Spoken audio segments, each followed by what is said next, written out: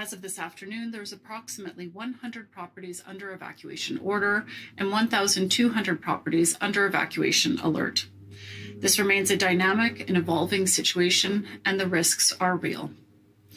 As forecast, the South Coast received heavy precipitation overnight and into this morning. EMCR and partner ministries are supporting local governments to assess vulnerable areas. Environment and Climate Change Canada has issued several rainfall warnings for the Lower Mainland and across the region, and we're seeing increased flood and landslide risk in the North Shore area. There are recent reports of a rock slide along Highway 20, and we'll update as soon as we have more information.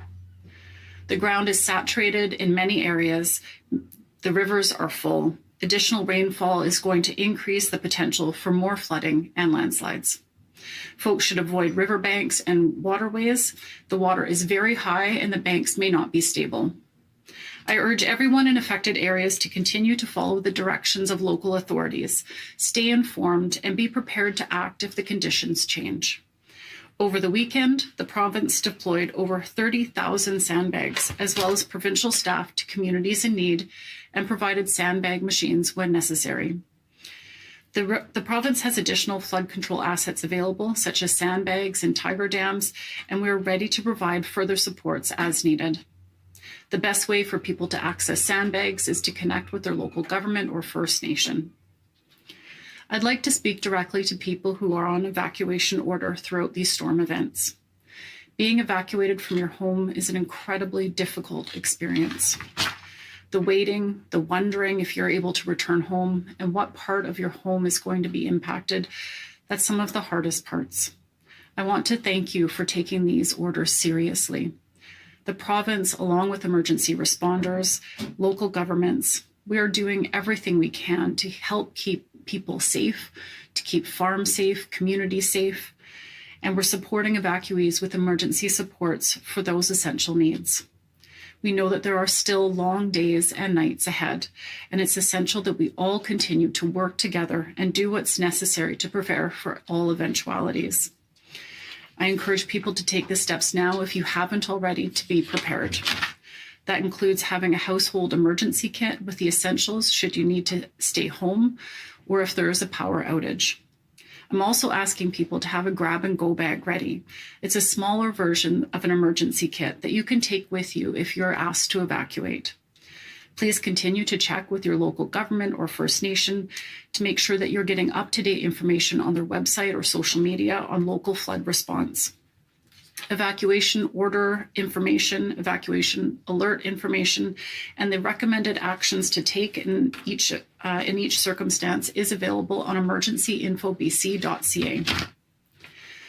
I also want to recognize the farmers who have been working tirelessly over the last many days, not only to care for their own animals, but also to help their neighbors. Your efforts reflect the strength and compassion of the Fraser Valley and the province as a whole.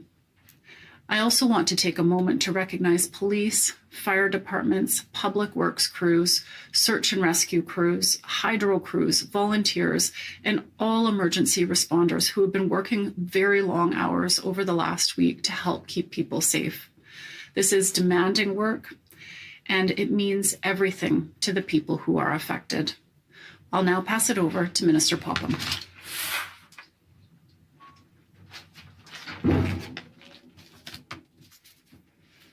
Good afternoon. Lana Popham, Minister of Agriculture and Food for the province. For this moment, there are no reports of rising water on farms, and there's been no calls to our emergency agri-service line over the last 24 hours. So that's good news. My ministry staff remain in close touch with farmers and industry associations to ensure that they are prepared and that they're receiving timely information. My ministry has been in personal contact with each poultry farm that has been flooded, and they're assisting them in navigating the responsibilities that come with that, including animal disposal.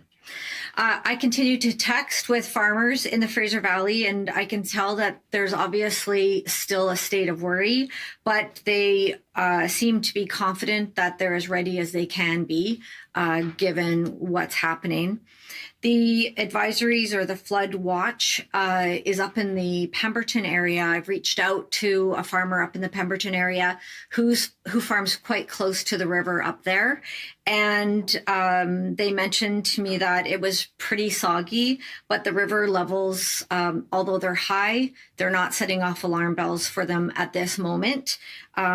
She also threw in that it may not be the perfect moment for a farm tour, but it seems like it's a pretty good day for ducks on her farm. There's work that's being done to ensure that livestock can be relocated if more flooding occurs over the next 12 hours.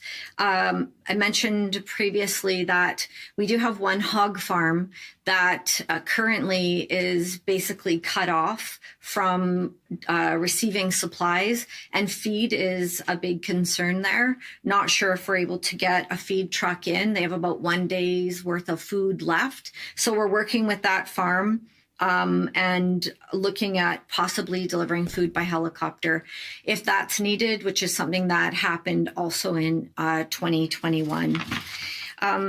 It's a great example of partnerships that happen in the time of need, and we will continue to do this work just to avoid any animal welfare issues.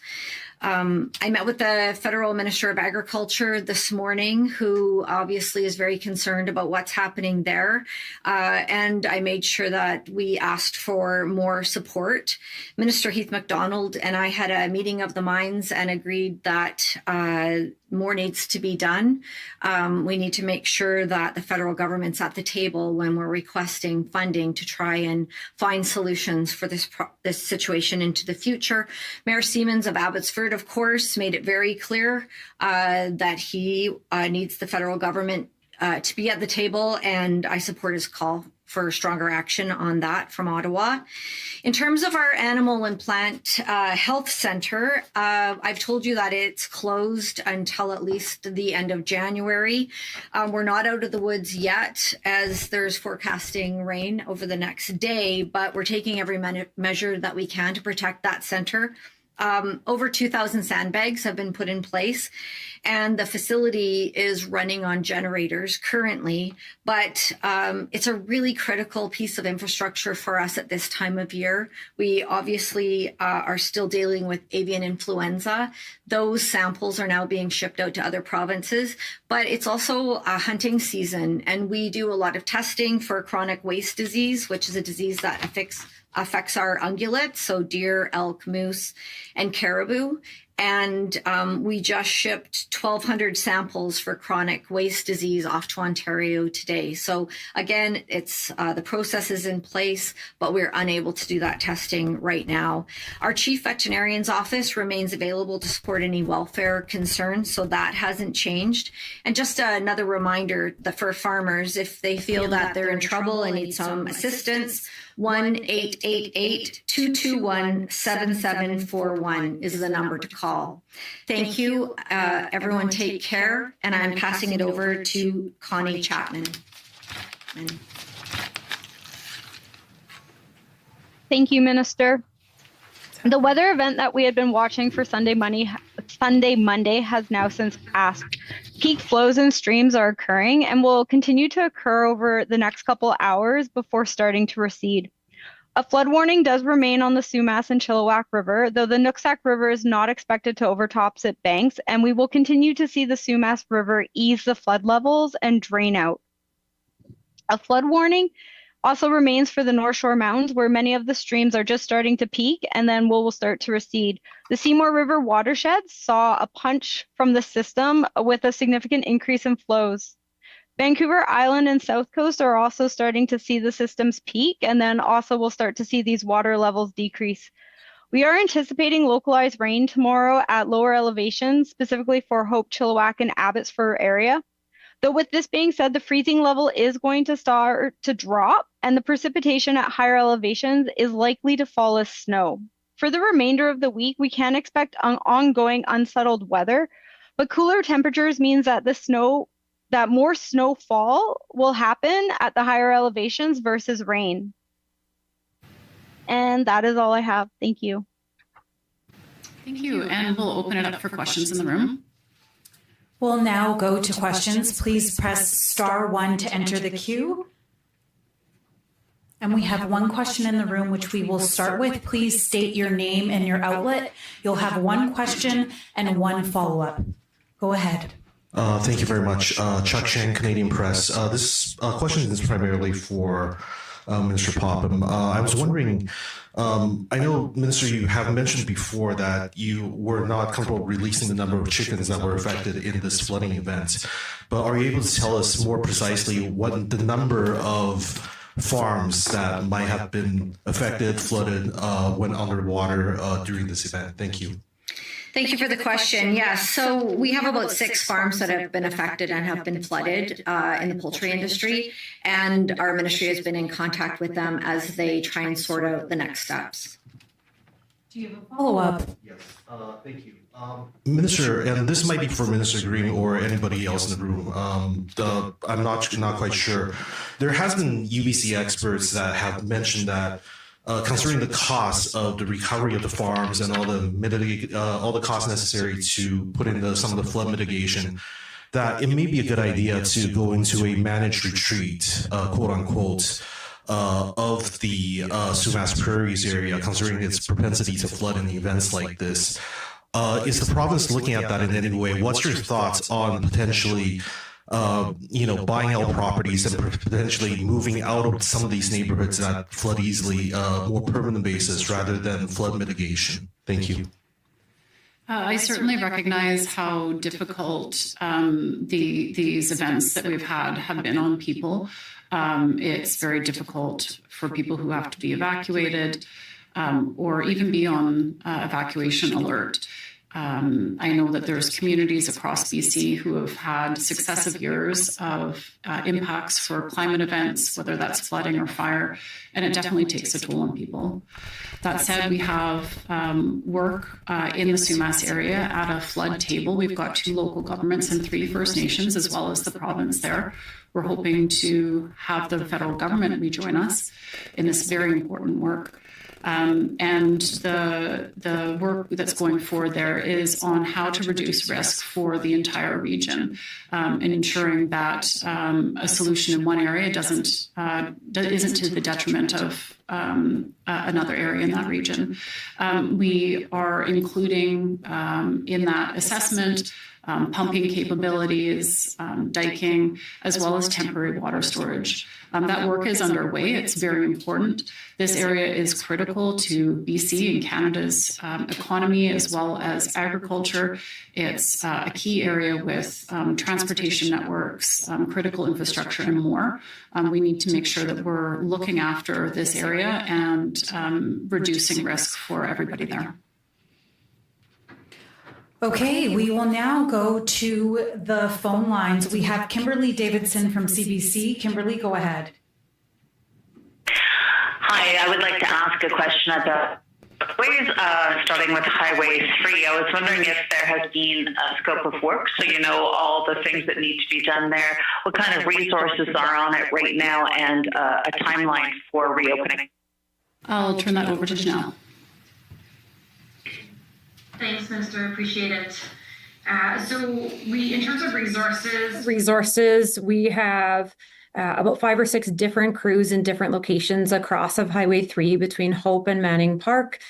Right now, we've identified 21 discrete sites. We've managed so far to clean out 2 of those sites with the expectation that we can get through 4 more of them by about midweek.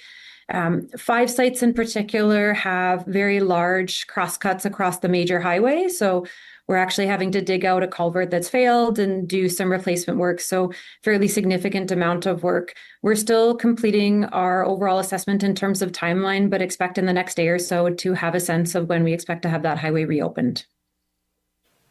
Kimberly, do you? I do. It's about the other 2 highways proactively closed. When are you going to make a call on reopening Highway 1 and Highway 99? Janelle?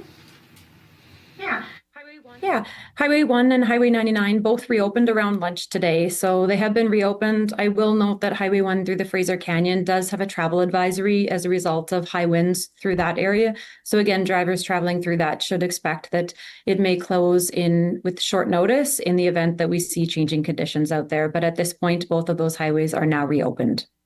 Question is from Jay Zabinal, CBC Vancouver. Jay, go ahead. Hello, good afternoon. My question is for Minister Green. Are there any immediate financial support announcements beyond the existing disaster programs for residents, businesses, and trucking companies who have faced loss in businesses for their peak flooding this month? We're still in the middle of the event, and we're supporting local governments in being able to assess damage, whether that's through engineering capabilities, assessing with drones. So that scoping work is underway. We do have programs in the province that can support people post-disaster in the event that we're having a widespread uninsurable event. For support for folks right now, we're in the phase of response where we're supporting people through emergency support services. So that's looking after people's essential needs in the event that they're evacuated, housing, so shelter, clothing, and food, and other like toiletries and things like that. So that's the place where we're at right now, and certainly we'll be working with local governments to work through our disaster financial assistance in the future. Was BC's Minister of Emergency Management and Climate Readiness, Kelly Green. She was joined by BC's Food and Agriculture Minister, Lana Popham, and technical experts to give us the very latest on the flood risks and response. We will be continuing to cover this story throughout the day. For the very latest, you can go to cbc.ca/BC. Thank you for watching.